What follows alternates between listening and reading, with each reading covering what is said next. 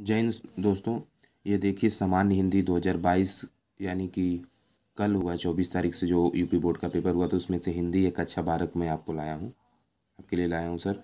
आप लोग मिला लीजिए कौन सा क्या सही है। दूसरी बात ये सर कि ये जो पेपर मिला, हालांकि हाई स्कूल का भी पेपर जैसे मिलेगा उसे अपलोड मैं करूँगा, और नेक्स्ट एग्ज़ाम की प्रिपरेशन कर रहे हैं हमारे सभी छात्र, हमारे सभी दोस्तों के लिए फ़ायदेमंद हो, इसके लिए मैं इस वीडियो को बना रहा हूँ सर।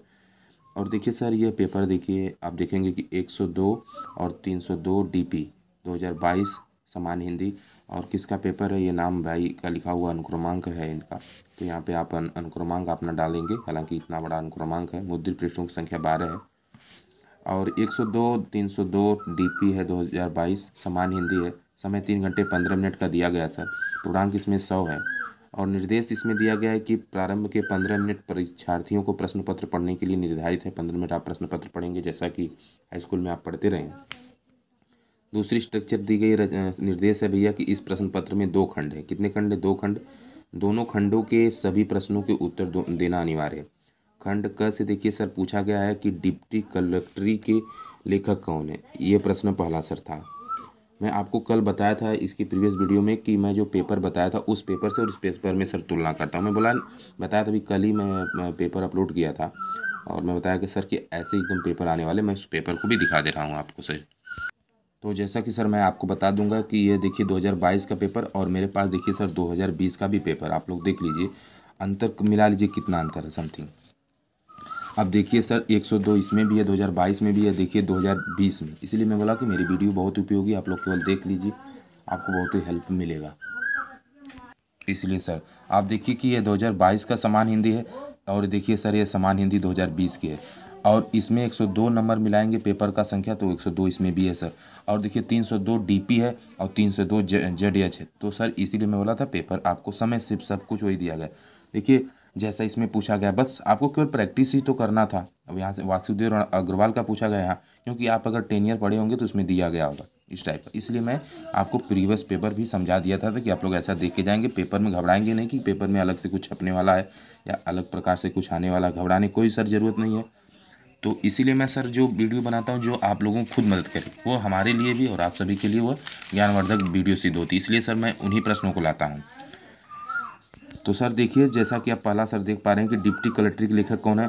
मेरे अकॉर्डिंग कौन है, मैं क्या जानता हूँ वो मैं बता रहा हूँ, आप लोग देख लेंगे, चेक कर लेंगे नेट वगैरह पे, या फिर आप टेनियर से मिला लेंगे, कुछ उससे डिफरेंट भी हो सकता है, कभी कभी त्रुटिहीन भी मिलता है। तो लेकिन जो सही होता है, जो जानकारी हमारे पास होती है वो हम उपलब्ध कराते हैं। क्योंकि कोई भी बताएगा सर टीचर, या वो भी तो कहीं से पढ़ता ही है, हो सकता है कहीं से मिस प्रिंट उसे गलत पढ़ लिया, तो इसलिए उस पर हम लोग अपवाद नहीं करते हैं, बल्कि उसको सही खोज करके हम सही पढ़ लेते हैं, बस यही होता है सर। ठीक है सर। खंड का आप देखेंगे कि डिप्टी कलेक्टर के लेखक कौन है, ये मैं बता रहा हूँ। तो इसका पहला का जो है सर, मेरे हिसाब से अमरकांत साहब है। आपके हिसाब से क्या, आप लोग देख लीजिएगा। अमरकांत अगर आप मारे होंगे तो आपका 1 नंबर यहाँ पे पक्का है सर। आगे बढ़ते हैं, पीटीओ पन्ना पलटते हैं, इधर आते हैं सर। इधर देखिए दिया हुआ है कि भारत की एकता के रचनाकार है। ख वाले में पूछा गया भारत की 1 नंबर का सर है ये। और इस 1 नंबर में पूछा गया कि भारत की एकता के रचनाकार कौन है। ऑप्शन दिया गया है 4, और जिसमें ये सारे महान लोगों के नाम दिया गया, जिसमें आपके अब्दुल कलाम साहब हैं। और इसका जो उत्तर होगा सर ख वाले का, तो ख वाले का तीसरा है सर, रामधारी सिंह दिनकर जो है। दिनकर जी को, इनको दिनकर की टाइटल से जाना जाता है। इसे देखिए सिंगल कामा में इसे क्लोज किया गया है। तो इसे हम लोग कहते हैं कि रामधारी सिंह दिनकर, ये बहुत महान है व्यक्ति हैं, इनके बारे में आप लोग पढ़े ही होंगे। देखिए इनकी एक रचना का नाम है भारत की एकता, वो है रामधारी सिंह दिनकर जी की। किसकी है? रामधारी सिंह दिनकर पे आप अगर मारे होंगे तो 1 नंबर इधर आपका है। अगला प्रश्न सर देखिए, निम्नलिखित में से हजारी प्रसाद द्विवेदी की रचना है। यहाँ पे हजारी प्रसाद द्विवेदी की रचना कौन है? रचना इसमें 4 दी गई है। इसमें कौन सी हजारी प्रसाद द्विवेदी की है? एक डॉक्टर हजारी प्रसाद द्विवेदी, आप कमेंट करें क्या वही तो नहीं है? तो सर देखिए, ग वाले का अगर बात किया जाए तो ग वाले का तीसरा है कल्पलता, यानी कि कल्पलता, यह हजारी प्रसाद द्विवेदी की रचना है कल्पलता। अगला प्रश्न पे सर हम आते हैं, निम्नलिखित में से पोस्टर जी सुंदर रेड्डी की रचना है। घ वाले प्रश्न की, घ वाले प्रश्न की अगर बात किया जाए तो घ वाले में लैंग्वेज प्रॉब्लम इन इंडिया, यही हो सकती है मेरे हिसाब से। आप देखेंगे ये होगी या नहीं, तो साहित्य और समाज। सर मुझे ऐसा ये वाला नहीं है सर, सॉरी क्षमा चाहेंगे। इसका आप लोग देख लीजिए, साहित्य और समाज, ये भी सही है। साहित्य और समाज प्रोफेसर जी सुंदर रेड्डी की रचना, मुझे जहाँ तक याद है, तो दूसरा इसमें सही है। आगे सर बढ़ते हैं, अंगा वाले में देखते हैं, लिखा है कि आरोहण प्रमुख स्वामी के साथ मेरा आध्यात्मिक सफ़र, इस पुस्तक के लेखक कौन है? अंगावाला सर आप लोग देख लीजिए, अंगावाले में कह रहे हैं कि आरोहण प्रमुख स्वामी जी के साथ मेरा आध्यात्मिक सफ़र, इस पुस्तक के लेखक कौन? अंगावाले के देखेंगे वासुदेव शरण अग्रवाल, डॉक्टर APJ अब्दुल कलाम, जयंत कुमार और अज्ञे जी दिए गए हैं। तो अंगावाले का क्या सही होगा, इसे आप लोग कमेंट करें। अंगावाला का मुझे लगता है कि नहीं लगता नहीं बल्कि डॉक्टर APJ अब्दुल कलाम जी है निश्चित तौर पे इस पुस्तक के, यानी कि आरोहण प्रमुख स्वामी जी के साथ। ये डॉक्टर APJ अब्दुल कलाम नहीं हो सकते हैं, हो सकता है गलत मैं बता रहा हूँ। इसे आप लोग देखेंगे अंगावाला दूसरा होगा डॉक्टर APJ अब्दुल कलाम, ये तो मेरे हिसाब से आप लोग देख लेंगे फिर भी। तो अब्दुल कलाम साहब हैं, लेकिन ये सही मैं बता रहा हूँ 99% सही, 1% गलत हो सकता है, इसलिए हम क्षमा चाहेंगे, लेकिन आप मिला लेंगे। दूसरा प्रश्न है कि सर निम्नलिखित में से अयोध्या सिंह उपाध्याय हरिऔध द्वारा लिखित महाकाव्यात्मक रचना है। देखेंगे बहुत बढ़िया प्रश्न है कि अयोध्या सिंह उपाध्याय हरिऔध की भी इसमें पूछा गया। रुक्मिणी परिचय है, रस कलश है, वैदेही वनवास है, अधलिखा फूल है। तो इसमें कौन सा सही होगा, इस बात को आप बताएंगे ख वाले में। दूसरा का क, तो इसका सही जवाब है रस कलश है सर। इस रस कलश जो हमारे साथी मारे होंगे उनका सही होगा। आगे बढ़ते हैं सर, रस कलश वाले पे आप मार दीजिएगा, रस कलश आपका सही है। गलत होगा तो बताएंगे सर। रस कलश है, रस कलश पे आप मार देंगे, ये रस कलश है। और सर अंका वाला देखिए, ख वाला दिया गया कि निम्नलिखित में से मैथिली शरण गुप्त की रचना है। सिद्धराज दिया, कानून कुसुम दिया, उत्तरा दिया, दीपशिखा दिया है। निम्नलिखित में मैथिली शरण गुप्त की रचना है। अब इसे पढ़ेंगे, कहीं कहीं दिया जाता है कि निम्नलिखित में से मैथिली शरण गुप्त की रचना नहीं है, तो इस तरह से भी प्रश्न देता। हालांकि इसमें नहीं शब्द नहीं है, तो इसका मतलब पूछा ही गया कि इन चारों में से कौन सा मैथिली शरण गुप्त है जो राष्ट्रकवि के रूप में भी जाने जाते थे। तो ख वाले की अगर सर बात किया जाए तो इसमें सर पहला ही है, सिद्धराज ही है। ठीक है सर, आप याद रखेंगे ख वाले का सिद्धराज है। सिद्धराज पे जो हमारे साथी मारे होंगे सही होगा। अज्ञेय जी को निम्नलिखित में से किस काव्यकृति पर ज्ञानपीठ पुरस्कार मिला था? अज्ञेय जी को तो कितनी नावों में कितनी बार, ये सही है, इसमें कोई दो राय नहीं, इसी पे ही मिला था। आगे बढ़ते हैं सर, निम्नलिखित में से यही वाला सर सही है, यानी कि इसका अगर सर बात किया जाए ग वाले का जो चौथा सही। ठीक है सर, कंफर्म। घ वाले में आते हैं सर। घ वाला देखिए सर कह रहा है कि निम्नलिखित में से दिनकर की रचना, दिनकर कौन है? रामधारी सिंह दिनकर, वही दिनकर कौन? मैंने बोला ना टाइटल में भी कभी कभी नाम दे देता। अभी अभी मैंने पीछे जो दिनकर जी की कुछ पूछा गया था, कहाँ पे पूछा गया, तो भी मैं आपको दिखा दूंगा। सर मैंने बोला ना कि दिनकर जी के 60 नाम भी दे सकते हैं। रामधारी सिंह दिनकर ऐसा कुछ था, इधर शुरू में था, कहाँ पे था, ये इधर ही था, मैं देखा था अभी आप लोगों के साथ में। देखिए यहाँ रामधारी सिंह दिनकर जी यहीं पे दिए हैं। तो मैं बोला ना कभी कभी ये टाइटल भी दे देता है, तो जो कामा सिंगल कामे में नहीं कुछ किया है उस बात की, उसकी मैं तो उसने उनका नाम पूरा याद रखते हैं। कभी कभी आप नाम देता, जैसे अज्ञेय जी के, अज्ञेय जी का देता ना 60 फार्म बोले तो उनका नमोआ का 60 देता है, नाम करके देता है सर। तो अज्ञेय जी का पूरा नाम आप लोग जानते ही हैं, क्या है उनका, कमेंट करेंगे हमें। देखिए सर ये तो हो गया। घ वाले में आपको कह रहे हैं कि निम्नलिखित में से रामधारी सिंह दिनकर यानी दिनकर जी की कौन सी रचना है? शिला पंख चमकीले, या परशुराम की प्रतिज्ञा, अंधायुग, या नाम क्या? मुझे लगता है नाम का, आप कमेंट करेंगे सर।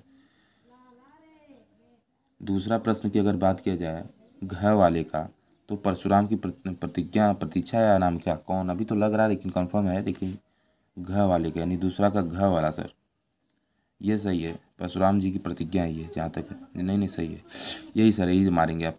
मारेंगे क्या, अगर आप जो मारेंगे आपको सही होगा सर, मेरे हिसाब से, नहीं सर। मतलब हम लोगों के नॉलेज जो पढ़े हैं उसके हिसाब से। दिनकर जी की रचना परशुराम की प्रतीक्षा है सर, परशुराम जी की प्रतीक्षा है। फिर भी से आप चेक कर लेंगे, लेकिन कन्फर्म हम आपको बता रहे हैं, लगभग सही बता रहे हैं, क्योंकि हमें चेक करके बता रहे हैं कि यही होगा। तो घ वाले का दूसरा सर परशुराम की प्रतीक्षा है। परशुराम जी की प्रतीक्षा कुछ क्या है आप बताएंगे, पढ़े होंगे तो आप खुद ही समझ रहे होंगे।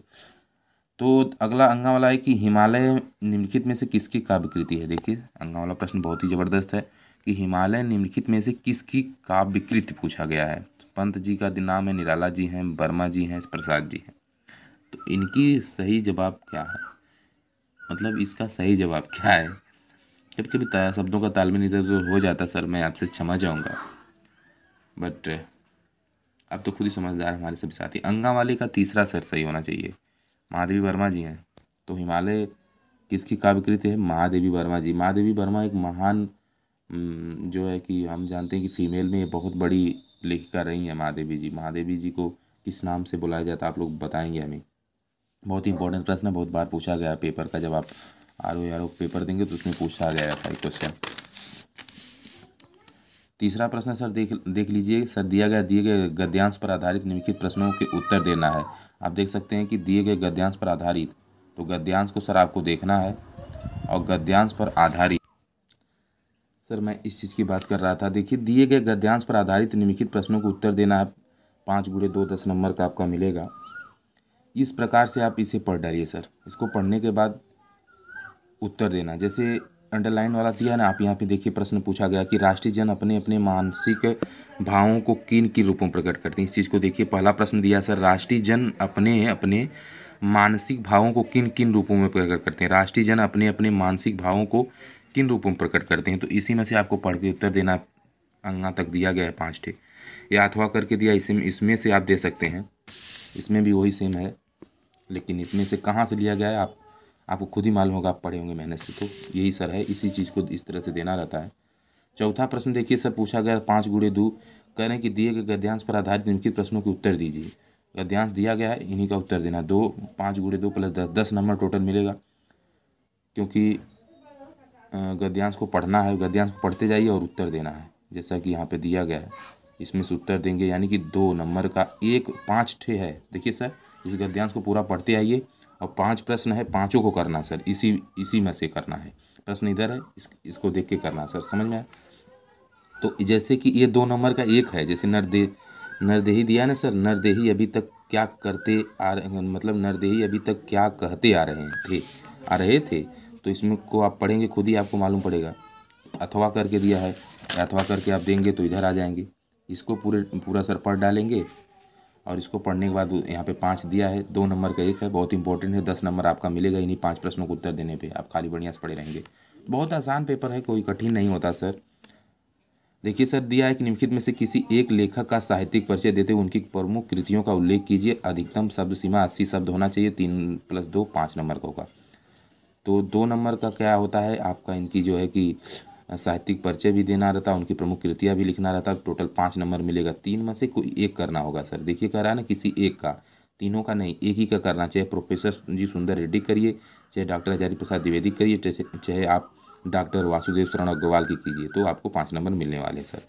अगला ख वाला का, निम्नलिखित में से किसी एक कवि का। ये देखिए सर, ये आपका लेखक थे, यहाँ पे दिया लेखक सर हैं, यह कवि है। कवि और लेखक का हम लोग जीवन परिचय पढ़ते आए हैं 10 ईयर में से या कहीं से भी, तो उससे जो साथी हमारे पढ़े रहेंगे वो मार देंगे, उनका नंबर फिक्स है, 5 नंबर इधर से बटोर लेंगे। सर देख सकते हैं आप लोग कि निम्नलिखित में से किसी एक कवि का साहित्यिक परिचय देते हुए उनकी प्रमुख कृतियों का उल्लेख कीजिए। अधिकतम शब्द सीमा इसमें भी 80 है। चाहे अयोध्या सिंह उपाध्याय हरिऔध की लिखिए, चाहे सुमित्रानंद पंत जी की लिखिए, चाहे रामधारी सिंह दिनकर जी की लिखिए, आपको अधिकतर याद ही होगा। फिर यहाँ पे देखिए अगला प्रश्न, जो छठा प्रश्न है, यह इंपॉर्टेंट है। अथवा अथवा करके दिया गया है, जो आपको आ रहा है वही आप लिखेंगे। शब्द सीमा इसमें भी 80 ही चिपका दिया है। सर कह रहे हैं कि ध्रुव तारा अथवा बहादुर कहानी का सारांश लिखिए। अधिकतम शब्द। अब ध्रुव तारा अथवा बहादुर की आप कहानी पढ़े ही होंगे। 5 नंबर में आपको मिलेगा। ये 5 नंबर जाने नहीं देना था, इसको आप क्लियर कर लेते। या पंचलाइट के बारे में अथवा बहादुर की कहानी, तो पंचलाइट के बारे में हम लोग पढ़े ही हैं। अभी तक मुझे खुद याद, जब मैं इंटर की पेपर दिया था। तो सर वही चीज़ आज भी है, अभी बहुत बदला नहीं है। यहाँ पे आगे सर देखेंगे, यहाँ पे 7वां प्रश्न देखिए सर, दिया कि स्वपठित खंड काव्य के आधार पर किसी एक, स्वपठित माने खुद से पठित, के आधार पर किसी एक खंड काव्य के एक प्रश्न का उत्तर दीजिए। स्वपठित खंड काव्य के आधार पर किसी एक खंड काव्य के एक प्रश्न का उत्तर दीजिए। अधिकतम शब्द सीमा इसमें भी 80 ही है। 5 नंबर का ये भी है, 10 नंबर आपका यहीं से आ जाता है। फिर मुक्ति क्या लिखा है सर, मुक्ति यज्ञ खंड काव्य के आधार पर नमक आंदोलन से संबंधित कथा अपने शब्दों में लिखना है। नमक आंदोलन के बारे में हम लोग पढ़े ही हैं। अथवा मुक्ति यज्ञ खंड काव्य के आधार पर गांधी जी का चरित्रण करना, बहुत ही आसान है। इसमें तो नंबर आराम से बटोरा जा सकता है, क्योंकि सभी लोग गांधी जी के बारे में जानते हैं। बस वही लिखना है और कुछ है नहीं। या रश्मिरथ ही लिखा है सर। खंड काव्य के आधार पर दुर्योधन का चित्रांकन करना, सभी लोग पढ़े ही होंगे, देखे होंगे महाभारत रामायण, उसमें से कहानी बना के लिख देना था। फिर आपको सर दिया है रश्मिरथ खंड काव्य के तृतीय स्तर की कथा वस्तु लिखना है। ये तो आपको नहीं समझ में आएगा तृतीय वर्ग क्या है, तो आप लोग दुर्योधन के बारे में जानते होंगे, लिख दिए होंगे तो नंबर मिल जाएगा। ऐसे भी सर मिलता है, ऐसी कोई बात नहीं है। आलोक वृत्त खंड काव्य के आधार पर पूछा गया था नायक का चरित्र, अगर ये पढ़े नहीं हो होंगे बढ़िया से, नहीं याद होगा तो ऊपर आप लिख सकते हैं, क्योंकि ऊपर सर गांधी जी के बारे में हम सभी लोग परिचित ही हैं। तो यही है सर, बहुत कठिन नहीं है। आगे देखिए सर, घ वाला अथवा अथवा करके दिया, जो भी आप लिख सकते हैं सर, ठीक है ना, एक बार देख लीजिए सर अच्छे से। अब देखिए सर, खंड ख में दिया गया है, तो खंड ख से क्या पूछा गया, दिए गए संस्कृत गद्यांशों में से किसी एक का संदर्भ हिंदी में अनुवाद करना। पहले संदर्भ लिखना, फिर प्रसंग भी लिखेंगे, फिर व्याख्या करेंगे, तो 7 नंबर मिलेगा। जैसा कि यहाँ पे दिया गया है, ये संस्कृत के जो है गद्य, आप इसे पढ़ डालेंगे सर। या तो अथवा करके 2 देता है, क्योंकि 2 इसलिए देता है सर कि हो सकता है पहला हमें इन्हें याद हो गया, दूसरा याद आ जाए। तो ये बच्चों का भी हेल्प कहीं कहीं पेपर महाराज करते हैं, लेकिन हम लोग एकदम लापरवाही करेंगे तो कहाँ से पेपर निकाल पाएंगे और कहाँ से बढ़िया मार्क आएगा। जो बच्चे पढ़ते हैं, तैयारी करते हैं, उनके लिए तो बल्ले बल्ले, वो तो कन्फर्म है कि वो अच्छा स्कोर करेंगे अपने एग्जाम में। दिए गए श्लोकों में से किसी एक का संदर्भ हिंदी में अनुवाद करना था, ये भी 7 नंबर का सर। 2 श्लोक दिए गए हैं अथवा करके, आप 7 नंबर यहाँ से भी निकाल सकते हैं। और सर देखिए, निम्नलिखित मुहावरों और लोकोक्तियों में से किसी एक का अर्थ लिखना है, अपने वाक्य में प्रयोग भी करना। 2 नंबर का है। जैसे घर तक चार्ट दिया है, एक ही करना। जैसे अपने पैर पर खड़े होना, मक्खन लगाना, पिया चाहे सोई सुहागिन, पिया चाहे सोई सुहागिन, ये बहुत इंपॉर्टेंट है, इसे बहुत आप लोग याद रखेंगे, बड़े बड़े पेपर में पूछता है। सावन हरे न भादों सूखे, ये भी पूछा गया। तो निम्नलिखित शब्दों के संधि विच्छेद करना है सर। पहला जैसे दिया है अंतरात्मा, क्या दिया, अंतरात्मा का सही संधि विच्छेद है। 10वां प्रश्न इंपॉर्टेंट है, आप बताएंगे, हमें कमेंट करेंगे। 10वां प्रश्न की अगर बात किया जाए सर, तो 10वां प्रश्न का सही जवाब क्या है, इसे चेक करना पड़ेगा, देखना पड़ेगा। अंतरात्मा का सही संधि विच्छेद है। देखिए दिया अंतर्धनात्मा, अंताधनात्मा, ये सब तमाम दिया, 4 दिया ना, अब सद करके। इसका सही क्या है, आप संधि पढ़े होंगे। 1 नंबर देखिए, संधि 1 नंबर की आती है, दुनिया भर से लोग पढ़ते रहते हैं। लेकिन व्याकरण का ज्ञान अति आवश्यक, इसलिए दोस्तों क्योंकि हम जब एग्जाम बड़े बड़े देंगे, चाहे वो टीजीटी पीजीटी का ही क्यों ना हो, चाहे वो टेट सुपर टेट का हो, या फिर आप बात कर लीजिए बीएड वुड का जब एंट्रेंस होता है, या फिर हम लोग पढ़ते हैं, तमाम बड़ी बड़ी परीक्षाएं होती है, यूपीपी में भी हिंदी होती है, उसमें भी पूछता है इस संधि के बारे में। तो संधि बहुत ही इंपॉर्टेंट है, नहीं कि 1 नंबर के लिए क्या मैं पढ़ूँ, लेकिन आगे के एग्जाम के लिए आप पढ़ें, बढ़िया होंगे, मस्ट होंगे, इसलिए संधि पढ़ना चाहिए सर। तो इसका दूसरा सही, अंताधन आत्मा, ये सही सर, ठीक है ना, ध्यान देंगे। 10वां का दूसरा सही है, ठीक है sir. 1 minute sir, 1 minute sir, फिर मुझे 10वां का जो क वाला है, 10वां का क का पहला, 10वां का क का पहला का श वाला सही, अंतर्धनात्मा, सॉरी, ये सर सही, ये स वाला सही, इसे आप ध्यान रखें, अंतर्धनात्मा, ठीक है सर। आगे बढ़ते हैं। इसके बाद दूसरा, नरेंद्र का सही संधि विच्छेद पूछा, 1 नंबर का ये भी पूछा है। नरेंद्र में कौन संधि है, इस संधि नहीं पूछा, संधि विच्छेद बल्कि दिया है, उसी को बताना है कि नरेंद्र का सही संधि विच्छेद क्या होगा सर। नरधनीन्द्र पढ़े हैं कि नहीं सर आप लोग, ये पूछा हुआ बहुत बार था, आप प्रीवियस एग्जाम में देखेंगे वही चिपकाया, बहुत कुछ अलग से पूछा नहीं है सर।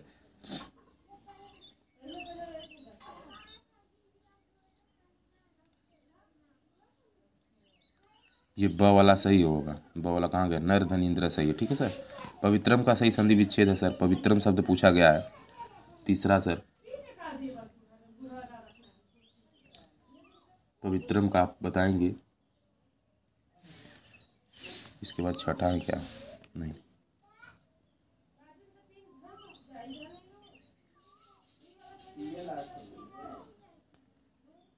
पवित्रम का सही संधि विच्छेद क्या होगा सर, इसका पाव होगा, पहला ही होगा मेरे हिसाब से, आप इसे चेक कर लेंगे सर। आगे देखिए, ये दिया है, दिए गए निम्नलिखित शब्दों की विभक्ति और वचन के अनुसार सही विकल्प का चयन करना था। पहला जो दिया है, इधर आ जाते हैं सर। पहला सर दिया है, देखिए ध्यान से सभी हमारे साथी समझने की कोशिश करेंगे सर। आत्मना शब्द में विभक्ति और वचन है। आत्मना शब्द देखिए दिया गया है, आत्मना शब्द में चतुर्थी विभक्ति बहुवचन भी हो सकता है, कौन होगा, इसलिए में हो सकता है सर कि क्योंकि किताबों में अलग अलग भी मिलता है, किसी किताब में आपको अलग मिलेगा, लेकिन व्याकरण में गलती नहीं है, व्याकरण तो सब एक ही प्रकार से होता है, थोड़ा बहुत मिस प्रिंट हो जाता है कहीं से, लेकिन चेक करने के इसलिए मैं कह रहा हूँ कि आप लोग चेक भी कर लीजिएगा, मतलब 10 ईयर वगैरह में आप लोग देख लीजिएगा। मैं तो आपकी मदद कर रहा हूँ, फटाफट बता करके पेपर समझा रहा हूँ सर, और सही बता रहा हूँ, ऐसा नहीं कि गलत ही बता रहा हूँ, आप देखेंगे खुद ही कहेंगे हाँ सर सही है। तो ये जो प्रश्न है सर, इसे आप लोग देखेंगे, आत्मना शब्द में विभक्ति और वचन, आप बताइए सर कमेंट। तृतीया विभक्ति एकवचन होगा, तृतीया विभक्ति एकवचन है मेरे हिसाब से, आप देखेंगे इसे। और ये वाला सर सही है, ब वाला, ठीक है। नामनी शब्द में विभक्ति और वचन है, नामनी शब्द पूछा गया है, नामनी शब्द हालांकि इधर से मात्रा रहनी चाहिए थी, थोड़ा सा मिस्प्रिंग मुझे लगता हुआ है। दूसरा का बड़ी की मात्रा रहना चाहिए था, इसका द्वितीय विभक्ति द्विवचन होगा, द्वितीय विभक्ति द्विवचन होगा, यानी पहला ही सही लग रहा है, ठीक है सर। आगे आते हैं, इधर देखते हैं इसमें सर क्या दिया गया है। इसमें सर दिया निम्नलिखित शब्द युग्मों का सही अर्थ चयन करके लिखना। अभय उभय का क्या होता है, अभय उभय पूछा गया था, ये वाला 11वां प्रश्न बहुत ही इंपॉर्टेंट है। 11वां प्रश्न का जो है कि 11वां का क में पहला अभय उभय पूछा गया ना सर, देख पा रहे हैं आप लोग, अभय उभय पूछा गया, ठीक है। इसका स वाला सही है, यानी कि निडर और दोनों होता है, अभय उभय मतलब निडर और दोनों सही है। अच्छा सर, अंश अंशु का पूछा गया है, तो क्या होता है, भाग्य और सूर्य होना चाहिए, पहला है। अगला देखिए सर, निम्नलिखित शब्दों में से किसी एक शब्द के दो अर्थ लिखना है। जैसे काल है, समय होता नहीं, जो काल जैसे कौन सा काल चल रहा, समय क्या चल रहा है। चपलाक जैसे चपल चालाक होता है, नाग का बताना था। तो निम्नलिखित वाक्यांशों के लिए एक शब्द चयन करना है जिसकी गणना की जाए। अग्रणी कहते हैं सर, दूसरा सही है। जंगल की अग्नि को हम लोग दवाग्नि कहते हैं, बहुत आसान था इसलिए फटाफट इसको बता के खत्म करते हैं। निम्नलिखित में से किन्हीं दो वाक्यों को शुद्ध करके लिखना है, इनको शुद्ध करना 2 नंबर है। वीर अथवा वीर हास्य रस का लक्षण उदाहरण लिखना 2 नंबर का है। अनुप्रास अथवा उपमा अलंकार का लक्षण और उदाहरण लिखना 2 नंबर का। दोहा अथवा चौपाई छंद का लक्षण और उदाहरण लिखना है 2 नंबर का। किसी विद्यालय के प्रबंधक के नाम प्रवक्ता पद पर अपनी नियुक्ति हेतु एक आवेदन पत्र लिखना है, 6 नंबर का है, ठीक है सर। अथवा करके है। निम्नलिखित विषयों में से किसी एक पर अपनी भाषा शैली में निबंध लिखना, 9 नंबर का। निबंध छोड़ना नहीं था। भ्रष्टाचार दिया है, वन संपदा दिया है, दहेज प्रथा दिया है, भारत में आतंकवाद दिया है, जनसंख्या नियंत्रण, परिवार नियोजन का महत्व सवाल, ये सबसे इंपॉर्टेंट तो मुझे ये लगा है। तो इस तरह से सर ये प्रश्न था, कैसा लगा आपको। ये है आपकी क्लास 12 का, यानी कक्षा 12 का है। क्लास की अगर बात की जाए तो क्लास 12 का, यानी कक्षा 12 का ये पेपर था जो मैं आपको बताया था। कक्षा 12 वाले हमारे सभी साथियों के लिए यूपी बोर्ड का पेपर था, उत्तर प्रदेश बोर्ड का पेपर था। मिलते नेक्स्ट वीडियो में, तब तक आप अपना ख्याल रखते रहिए। जय हिंद।